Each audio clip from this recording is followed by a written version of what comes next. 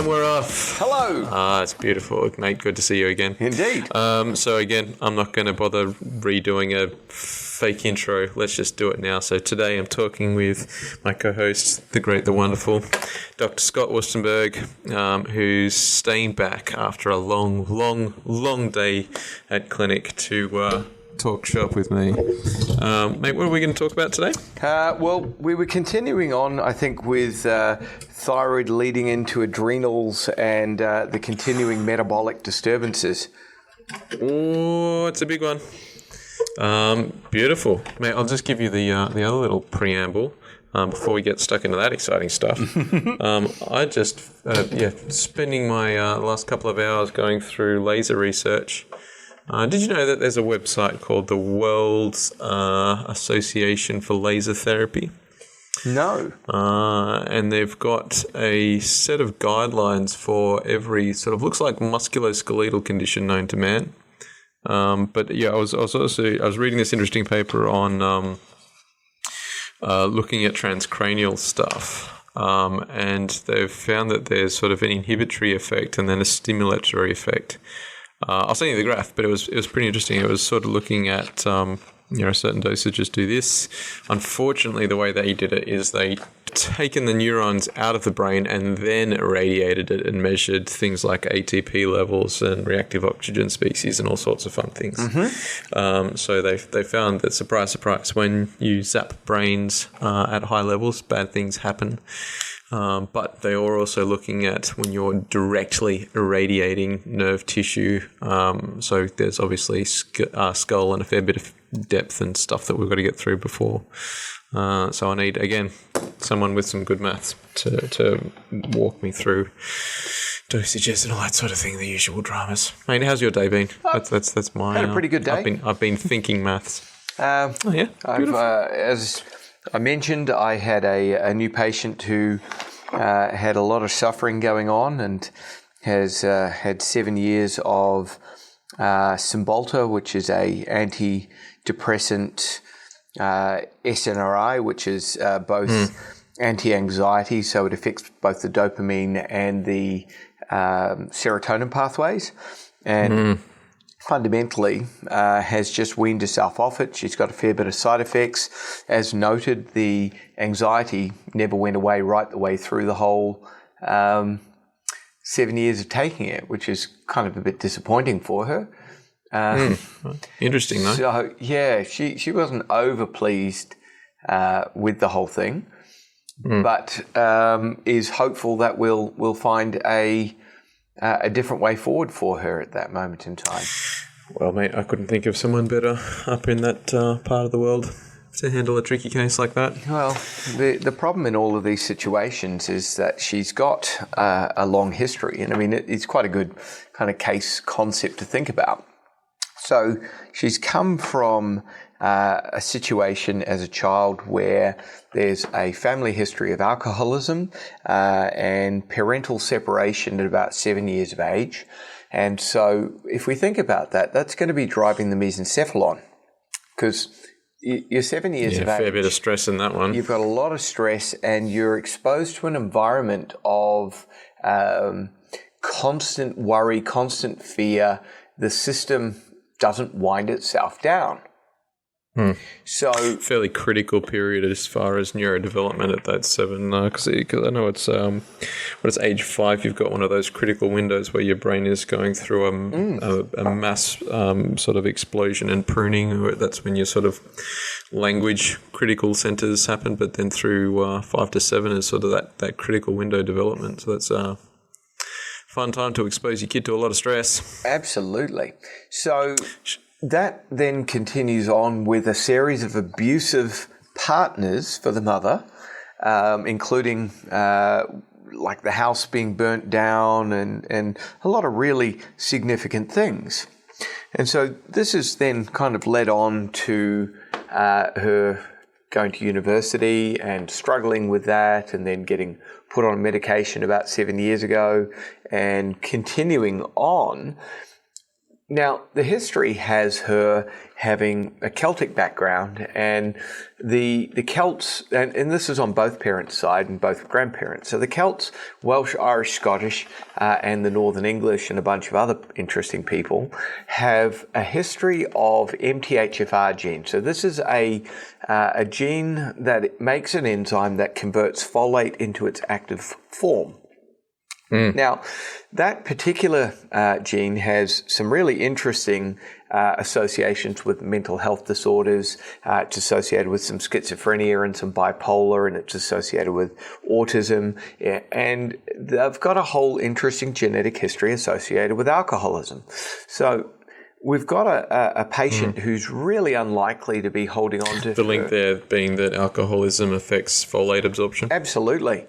For the listeners. So we've then look at her bloods, and she's got low folate, low B12, and she's got an iron level, as we spoke about previously, of 26. Now, this particular lab has decided that 20 is the cutoff, whereas another lab in a different area might say that 30 is the cutoff. So the doctor's unprepared to do anything about it. Now, again, when we think about adrenal glands, most people think about the adrenal or adrenal problems. Most people think about the adrenal glands as the things sitting on top of the kidneys, and they release hormones including adrenaline and cortisol, as well as DHEA. Now, the problem with this is that most of the issues with adrenaline is actually much more mesencephalic in its operation. So you can't think about the body's stress state as burning out the adrenal glands. You've tired your adrenal glands. This is a brain fatigue pattern because the patient is generally under a massive amount of vigilant stress. Now, I'm raising this in this particular patient case because the patient has had a genetic predisposition to stress brain patterns because we don't make... So folate and B12 are essential, especially with the MTHFR gene, for the production of biotin, which then gets led down through another methylation pathway to make serotonin and dopamine. So if you don't have MTHFR working properly, you don't have the building block to make your serotonin and dopamine. So you're going to use different pathways to actually try and keep your head above water. But you can't regulate pain properly. You can't regulate mood and emotion properly. You become vastly more anxious and you don't sleep particularly well. And what happens when you don't sleep? You don't heal particularly well. You don't calm your system down. So this poor young lady is genetically predisposed by the looks of things. And I haven't run a full gene panel, so I can't actually say that for certain, but the family history gives us an indication of predisposition to this. Her blood tests show that her building blocks of folate, iron, B12 are also incredibly low. So the likelihood is this has been going on pretty much all her life. And she's running on a mesencephalic hyperdrive, which means that her brain vigilance is constantly under stress. What is it? Is it going to harm me? What is it? Is it going to harm me? We're not going to have been running our frontal lobes or developing really good calming strategies and using our frontals to inhibit, etc. Because she's been under, her normal is stress. So it's hard for the get that wind up, and they try and teach. It's very much that feast famine thing. Your brain's constantly saying, "Hey, I'm in a famine," or I'm constantly stressed, and they say, "No, life is good." It's like, no, I'm pretty sure for the last ages it's been stressful. I'm going to stay stressed. You can take your kumbaya and shove it. That's pretty much it. So she explains that she feels better when she's doing her mindfulness, and she's seen the psychologist. And all those things make her feel better. And they make her feel better temporarily for a short period of time after she's done them. But ultimately, they're not fixing her problem because that wind-up and that adrenal drive for survival is so strong that it's not allowing new pathways to develop. So it's essentially a case of genetic predisposition towards stress combined with stress, combined with the lack of fuels that she needs to get out of a stressful state. That's exactly it. So if her iron and folate were up at a decent level, she could start to produce dopamine and serotonin like she should be to help her brain start to calm the hell down. But in the absence of those good building blocks, biochemistry rules all, and mesencephalon comes in and goes, oh, you know what? Fuck that guy. Yeah, that's exactly what's happening.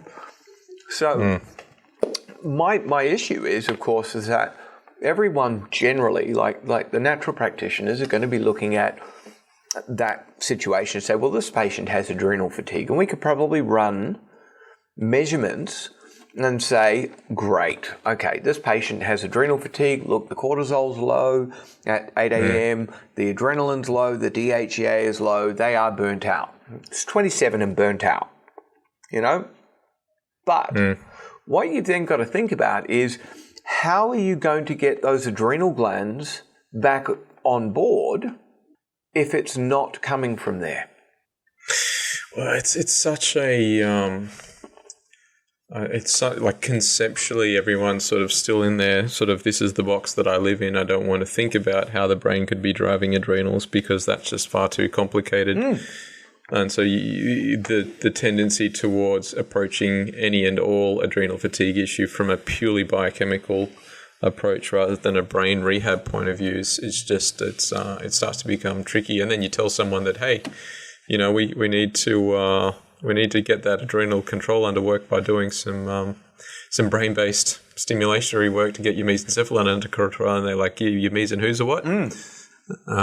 So yeah, I totally get it, but it just seems to be such a maybe in another 10 to 15 years, the understanding of the brain will be a little bit more clinically palatable to most people, and that you say that we've got your adrenal function under control, your cortisol rhythms are now normalized. Let's get that mesencephalon rehabbed. Well, let's hope. Like one way or the other, if they're stuck in that triggered drive, people are not going to get out of their adrenal fatigue, because running from the monster will trump everything that we're doing. And, I keep hearing people talk about, well, let's get you doing some breathing, let's get you doing some yoga, some mindfulness. You know what I tell people to go do? This is going to be good. I tell them to go do something, especially a young lady in this sort of pattern where she's been physically and emotionally traumatized since early on. I tell them to go do Brazilian Jiu-Jitsu. I'll tell them to go do boxing training. I'll tell them to go take up Kung Fu. Because in those moments, especially something like boxing and Jiu-Jitsu where it's competitive, you're in someone's personal space, you are being forced to confront the monster at that moment, and you're physically learning new motor skills to help you survive more efficiently. Well, I do like that Brazilian Jiu-Jitsu from the point of it's just a constant isometric contraction for, you're struggling against a dude. I mean, not to mention the, teaching people to what to do if they are ever in that, and finger crossed it never happens. But, if something does like that happen on the streets, you've got the skills you need to remain calm and take care of business. That's exactly the hope. And so one of the things with it is, of course, you've got the person up in your personal space. Now, most of these people feel threatened by other people.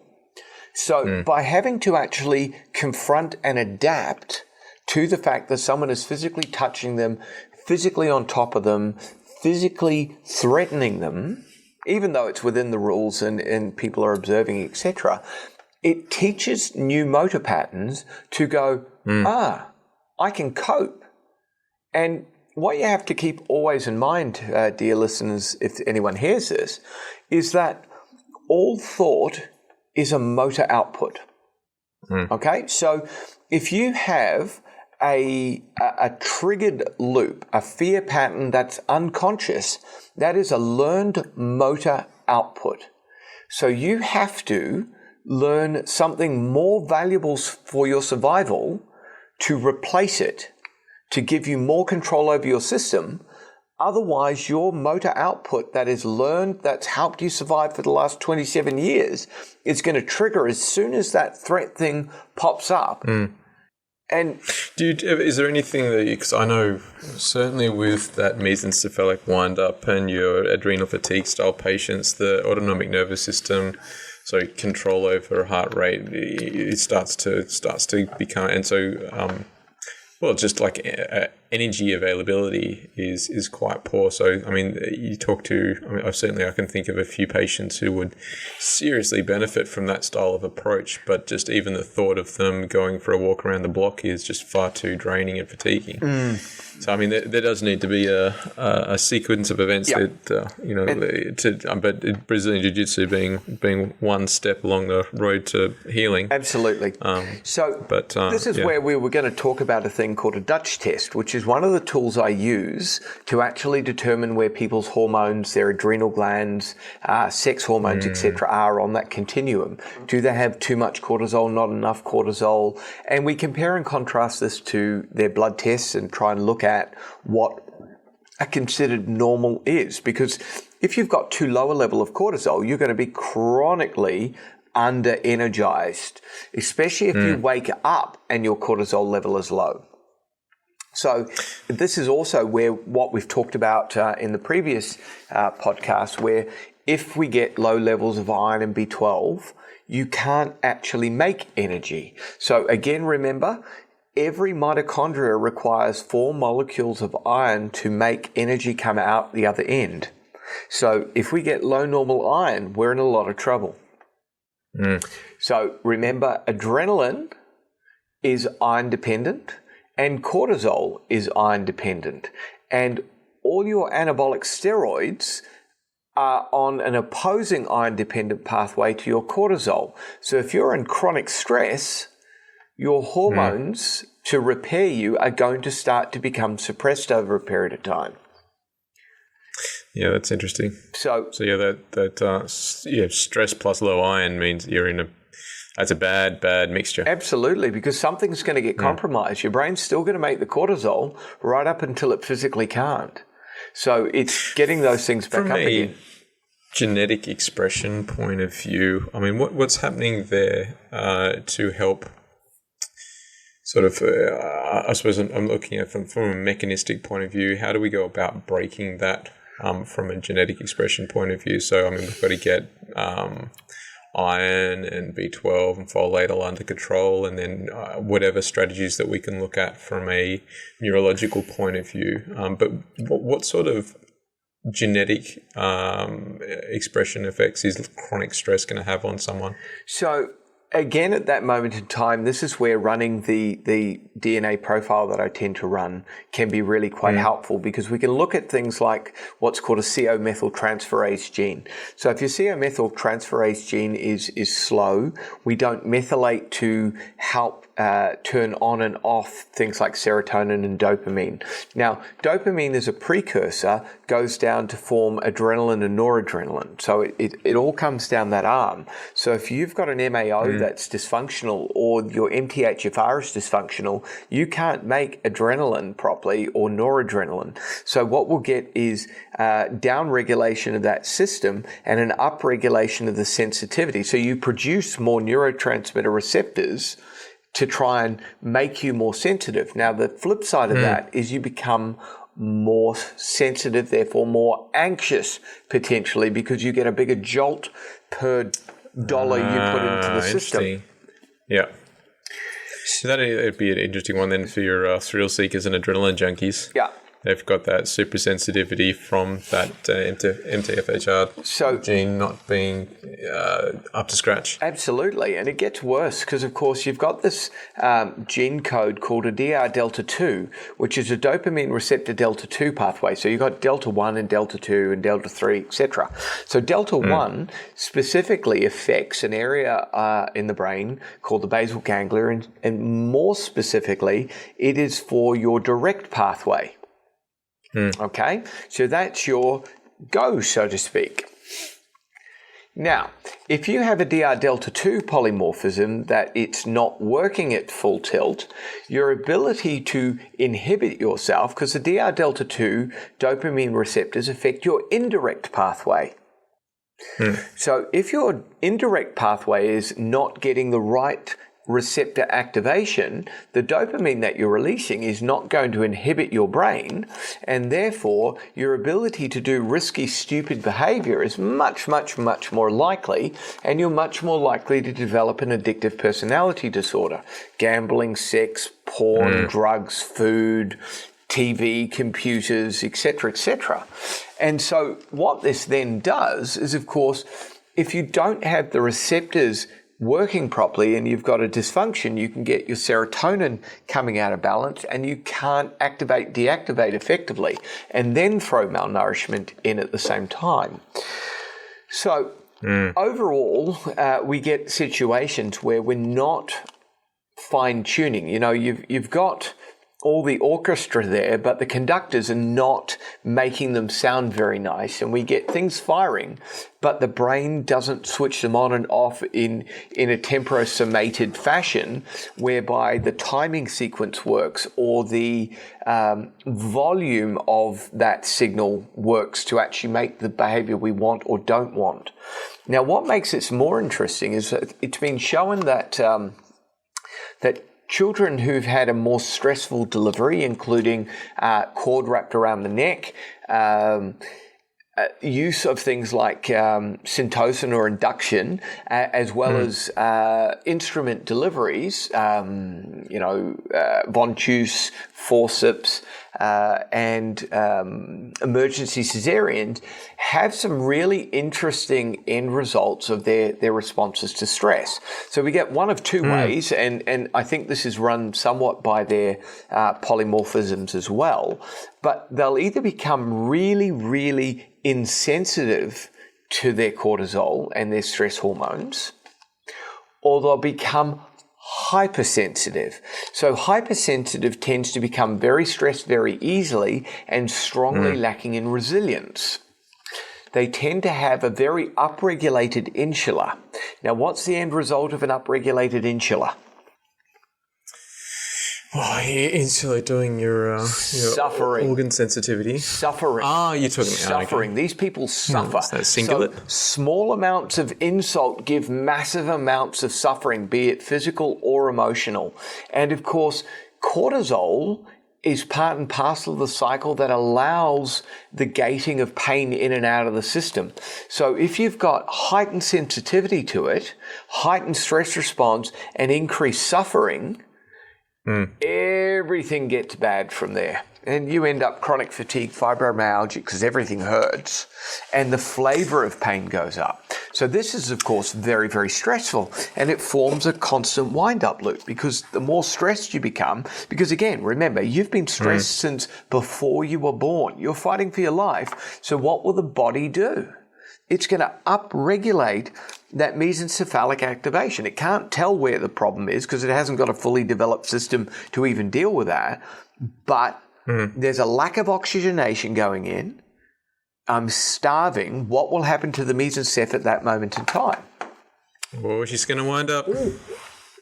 So your entire system from that moment onwards, neurologically, is set to go. And then you get all the consequences. Essentially, we've got either a genetic predisposition for stress or not based on those polymorphisms. And then you throw in stress, and then we start to hardwire either to become super sensitive to stress or super insensitive to stress. Exactly. And if you're super sensitized to stress, then your reaction to a stress is going to be much more hypervigilant, much more of a wound up point of view. Yep. Whereas if you become desensitized, your body then has to start to produce more adrenaline to fire up that system in a stressful environment. Because you've been desensitized to it and you still need to have that stress response. Your receptors are turned down. Yeah, in which case, if you're needing more fuel to burn, you're going to run out of fuel faster. Either way, you're screwed. So as far as sort of epigenetics and your ability to influence what genes are expressed and not, let's say we get someone neurologically rehabbed, we get that mesencephalon calm down inflammation, we get appropriate iron levels, B12, folate, biochemistry all under control. Is it then a case of knowing that, okay, these are your crappy genes and you've got a tendency towards this style of an issue, so you need to be aware of it. Here are some supplements that you may need to take for the rest of your life. Or if you stay away from that, so let's say we get someone essentially healthy from a stress point of view, keeping them in that sort of low stress state for long enough, will they then start to express different genotypes and different genes so that they're not getting that that tendency? Like, how does that all fit in from an epigenetic point of view? So that's a horrible question. And the answer to it is it depends on whose work you read and whose opinion you like to follow. So I've read a book recently entitled Dirty Genes, and he'd say, well, look, as long as you follow the diet and do what I suggest with this wash and detox of your body, it's all going to be great, and you're going to keep it all in balance, and you might not even really need to have supplements.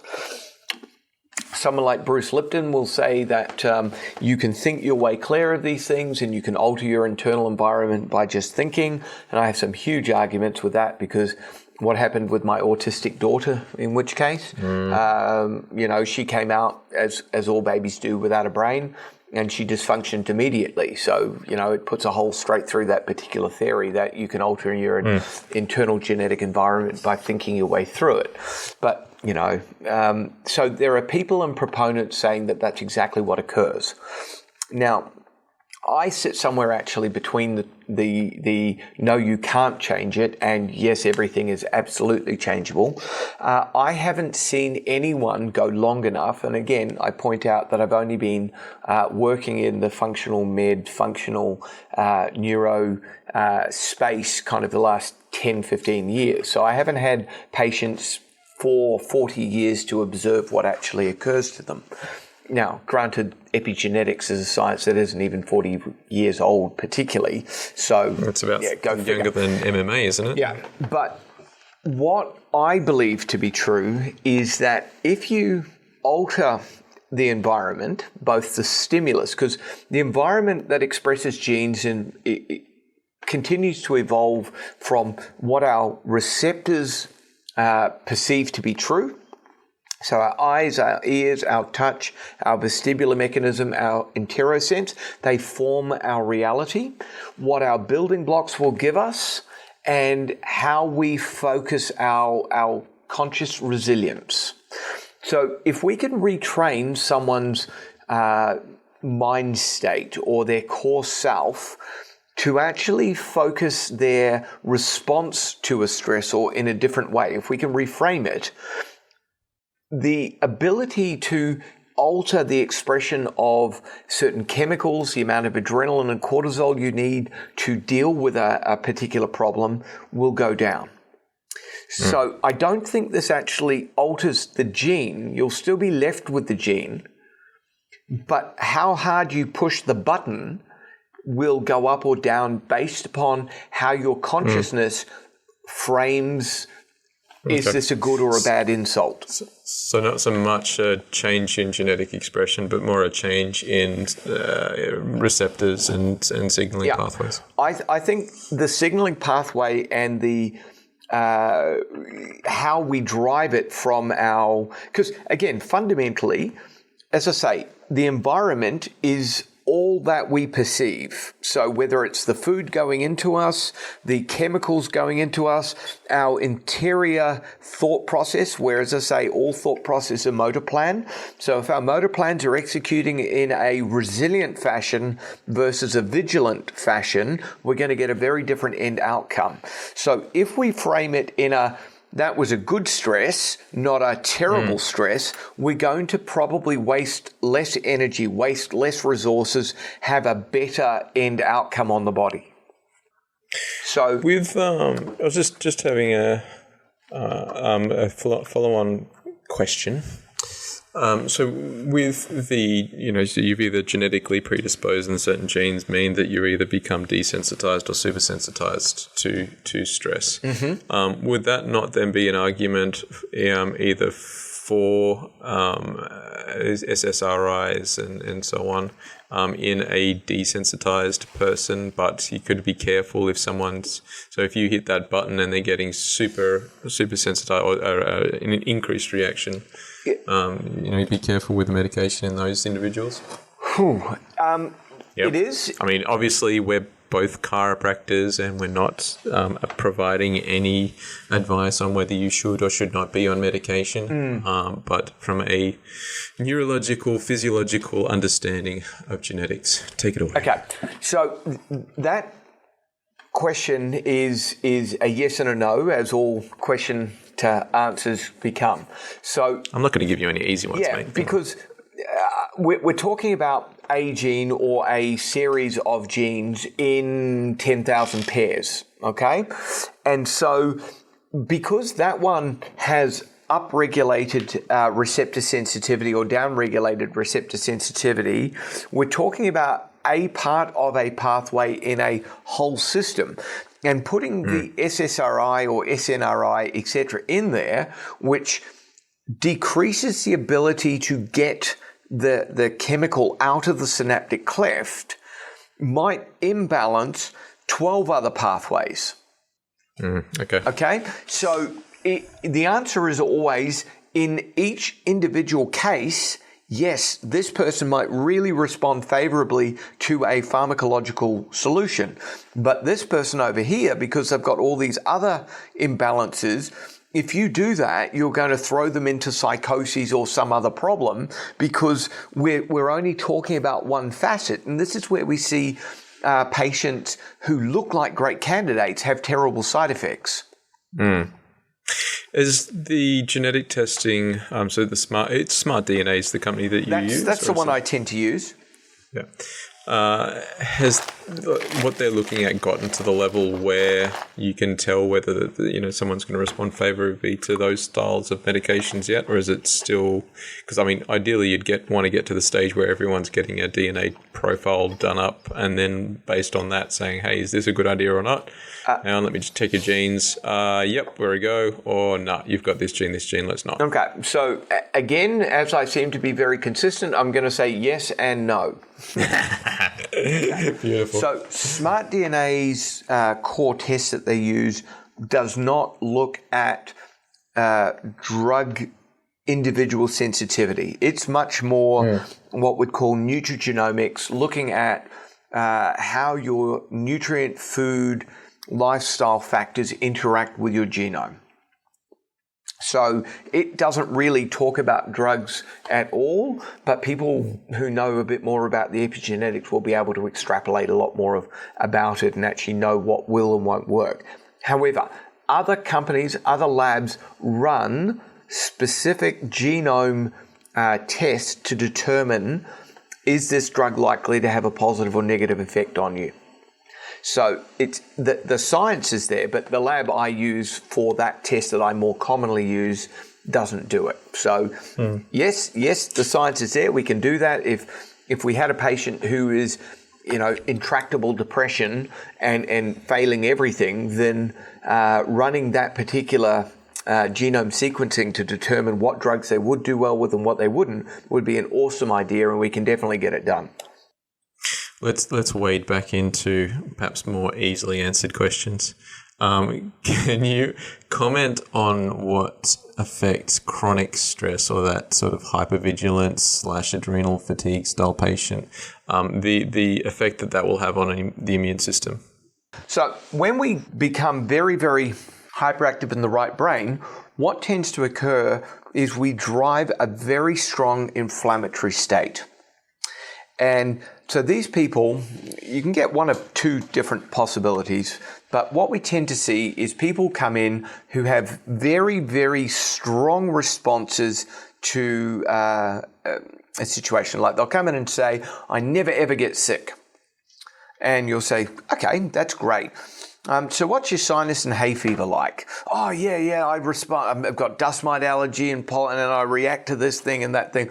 And so what we get is this nasty seesaw effect that we're so vigilant because, again, remember, our immune systems were designed whereby the the body really only had certain types of things coming at it, dirt and bugs and infections.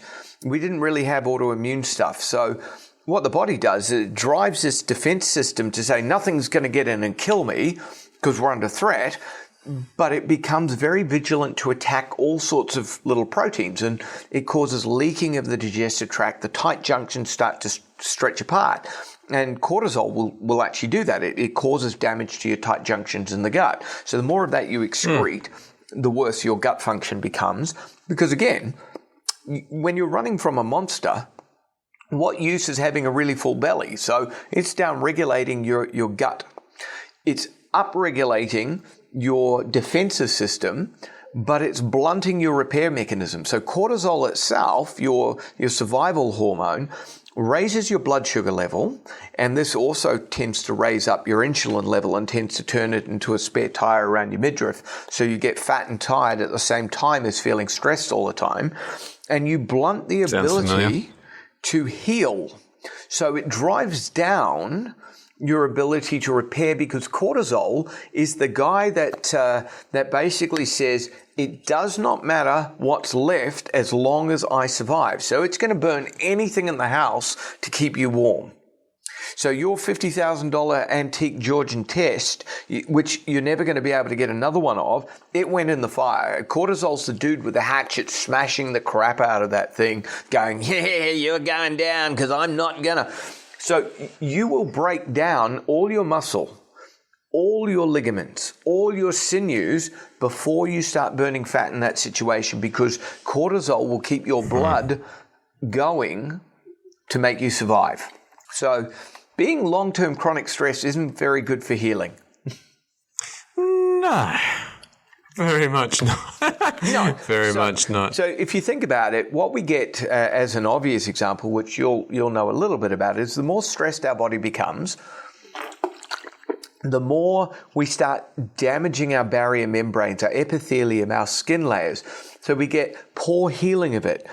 High inflammatory level, because anything that comes near it, we want to react to. So we become heightened inflammatory, heightened sensitivity, high histamine responses, reacting to all foods, all chemicals, all everything, sore, dry, irritable. So, speaking, I had it's been interesting with, obviously you're aware of my history with eczema and that sort of thing, but the last, it was probably about 2 weeks ago, just went through a shocking amount of stress all at once. It was just a bad week, several things going on. Mm-hmm. And food sensitivity went way up. Skin inflammation about 3 days after that started to go up. And then, it's just... It's interesting that the difference stress can have on your ability to tolerate those things from an immune perspective. Absolutely. Yeah. It doesn't do us an absolute power of good whatsoever. So don't get stressed, anyone. Take it from me. just stop that. Just be happy. Just stop stressing. Yeah. Well, I think it then comes down to just make sure you've got the tools in your armament to control your stress as much as possible, whether that's psychological or pharmacological or biochemistry and supplemental. But whatever works for you, make sure you're doing it. Well, that makes absolute sense. So again, most simplistic idea, we've got to keep cortisol down. So one of our simple ideas is we've got to do stuff that's going to calm your adrenal drive. So we have to calm the drivers of that, which is, in my opinion, largely the mesencephalon. We have to keep blood sugar regulated, because if your blood sugar goes up too high, you're going to get an insulin response, which will drop your blood sugar, which will cause your blood sugar to have to spike up again, because you've got to hunt for food that pushes your blood sugar because you're running from a monster. From there, of course, your respiratory cycle tends to go up and you get tightening in your neck and anterior shoulder muscles. So, of course, you need to be doing something to actually relax your breathing, because the faster you're breathing, the more stressed your brain thinks you are. And, of course... How much stock do you hold? Sorry?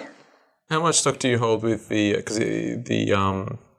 respiratory acidosis and alkalosis? Because we've got so many systems devoted to alkalinity or acid, like controlling pH balance. I'd imagine like just that steady, constant stress wind up and hyperventilation would affect your acidity to a point.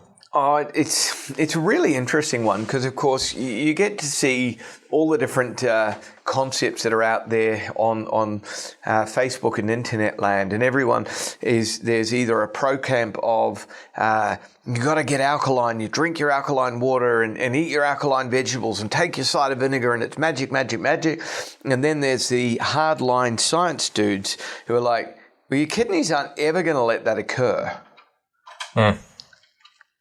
So somewhere in between is actually the truth, as always, because I've given you another yes/no answer. That's a nice one, you got to get me consistent here.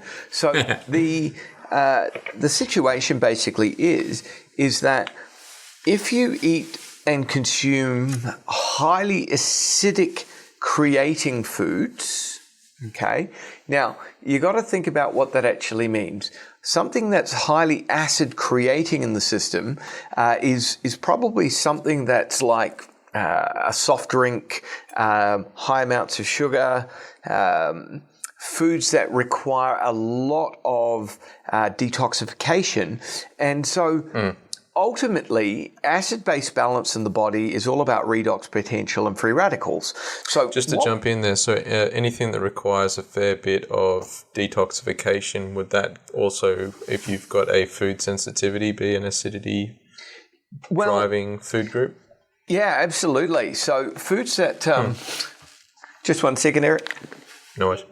No. I'm going to go. Otherwise, good. Thank you. Yeah, I'll leave a note. Cool. No trouble. All right, cool. So foods that drive or have a food sensitivity will, of course, spike a adrenaline response, and they will drive a little bit of cortisol in the system, and that will, of course, every time you release a molecule of adrenaline, you release 2 free radicals. See the catch? So you got to soak up those free radicals because otherwise they're going to tear into your membranes and create inflammatory cascades. Because again, what we talk about with this acid alkaline, we imagine the great big green juice or a bottle of cider vinegar or we're thinking objects, but acidification is all about redox potential. Something like bicarb soda, which is technically kind of a weak alkaline, works really, really effectively to soak up free radical damage in the system and neutralizes acid.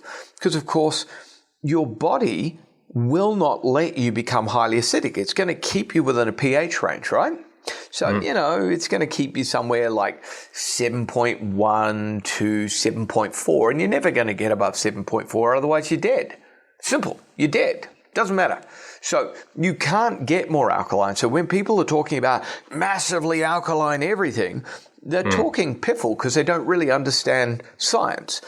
However, to maintain that pH in your body costs you bucket loads of resources. So where did you get the buffer, the alkaline, to soak up the free radicals, the pH going wonky? You use... calcium carbonate. Where do you get that from? Oh, this is going to be sucking it away from your bones, isn't it? Bones. That's exactly where you get it from. So consuming stuff that makes you generate free radicals that need buffering in the bloodstream will potentiate things like bone diseases. Interesting. So that's another one for your osteoporotic people out there. If you're... Now, you may be driving you too alkaline or too acidic and you run out of resources. Absolutely. So if you think about a soft drink, your average soft drink, and you could think about a cola product for one, they've got a pH of somewhere around 3.3.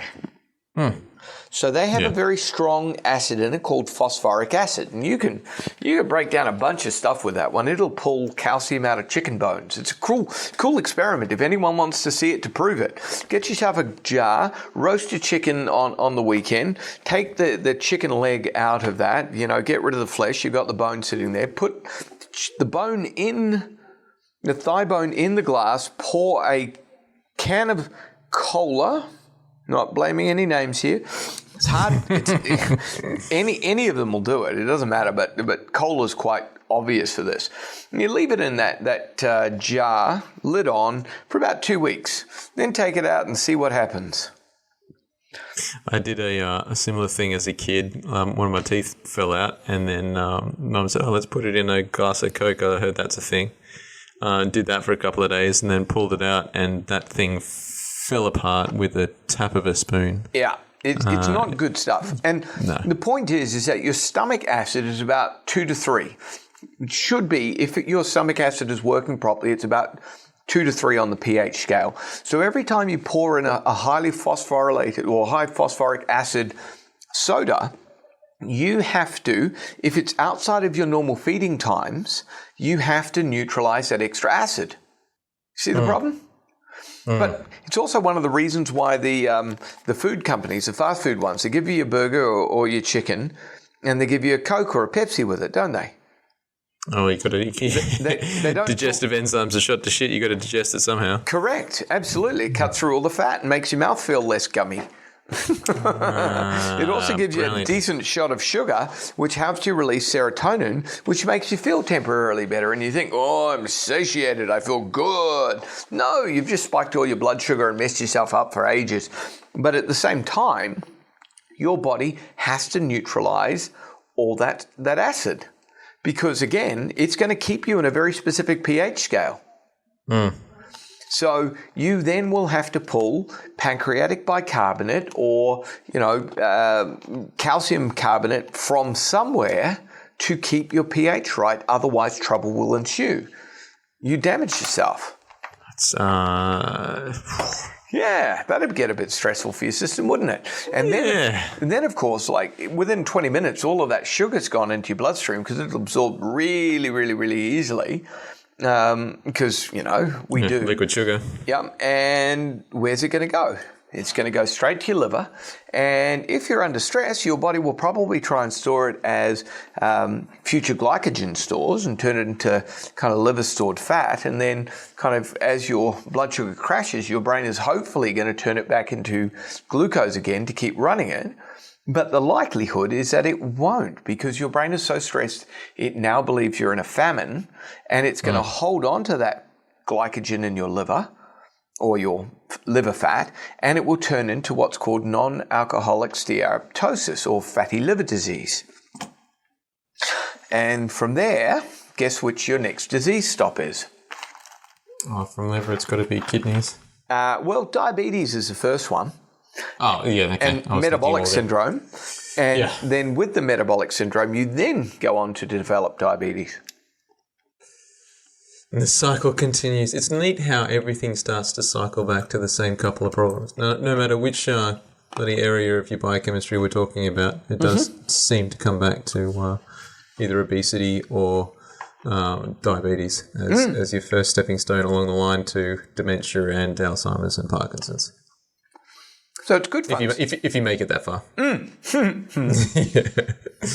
Mate, we're coming up to, I've got to pick up the kids o'clock. Beautiful talk. Is any closing remarks that we want to talk about other than, hey guys, if you're stressed, do something about it. Don't stay stressed. Well, stop eating and drinking shit and Coca-Cola. Don't eat junk food. Get your epigenetics looked at so that you can tell what your body does when it's pushed into a corner. Certainly made a huge difference when I started with you and getting my health under control. It's a really clever thing. Maintain your B vitamin levels. I haven't ever met anyone who didn't benefit from activated B vitamins. As I say, the Celt, which is a really large population of the Australian landscape, really benefit from these activated B12s and folate. I don't know why the medics really don't see that the level of B vitamins, folate, B6, B12 in the bloodstream, it needs to be higher. Like that, they've got these really wonderfully low levels. Like 162 is the minimum level that B12 is allowed to be on the test I saw today. Whereas people do better when it's up at around 800 or 1,000, which is supposedly the top end of the range. And no one does well down at the bottom. They get tiredness, fatigue, anxiety patterns, kind of numbness and tingling. It leads to peripheral neuropathies. It's just bad news. And we keep telling people, oh, you're fine. Just don't. People need more nourishment than we're getting. That's just the long and short of it. Practice when in doubt, mindfulness, breathe more effectively, do exercise, and do things that cause you to turn and face your fears. Get that stuff out of your unconscious mind, get it into your conscious mind to get the power of fear out of your unconscious and into your own personal control. It's the best advice I can give to anyone. I can guarantee you from my perspective, when I started doing Brazilian Jiu-Jitsu, which gave me physical skills, my anxiety and fear patterns went down. Yeah, well, again, huge for breaking those long-term mesencephalic fear-based loops. Mate, let's wrap up. So if anyone wants to get in contact with Dr. Scott Wustenberg, he can be reached on 0733 710 222. Otherwise, you can grab him on an email. What's your email address, mate? It's Toowong, TOOWONG, at optimallife.com.au. Yeah, beautiful. And guys, if you want to get in touch with me, it's eric@brainandbodyhealth.com.au. As always, mate, it's been an absolute pleasure. If any of our listeners have got questions that you want answered, feel free to email either myself or Scott and say, hey, well, please don't swear at me, but say, hey, what would you like us to talk about? And we'll talk about it. But otherwise, guys, stay tuned to next time for podcast number... I think that's number lucky 13. We'll have to talk about something something sinister and record it on a Friday. Anyway, cool. Next time. All right, mate. Thank you. Thank you for watching. To learn more from Dr. Scott, visit our site at optihuman.com.au.